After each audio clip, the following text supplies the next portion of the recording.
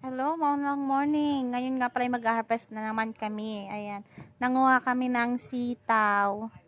Tapos itong bell pepper. Inani na din namin kasi ilalahok namin dyan. Kasi masarap yung panlagay kahit sa gulay. Kahit saan mo siya ilagay, mabango kasi. Tapos iyan, nagre-request pa siya ng mag-ani daw kami ng cabbage. Wala pa naman yan.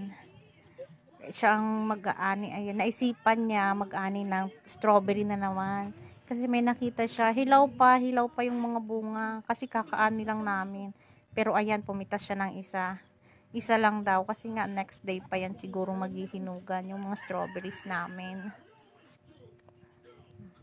Yan ang inani namin, sitaw. Magugulay kasi kami ngayon ni Ate Max. Ayun, sabi niya, tingnan daw namin yung pipino kung meron ng anihin. Ayan, malaki na pero hindi pa pwede. Masyado pang masyado pang bata yung pipino. Hindi pa siya pwedeng anihin. Kaya disappointed siya. Hindi siya nakaani ng pipino. Kaya ayan, naghanap na naman kung ano na naman pwede niyang kunin. Ayan na naman ang napagtripan yung aking radish. Kinutkot na naman niya. Ayan, nakita niya may laman na. Pero ano pa yan eh, hindi pa yan anihin. Tinatry na naman niyang anihin, oh. Ang galing mag-ano ng lupa. Pero hindi pa, maliit pa yan, mga ilang ano pa yan.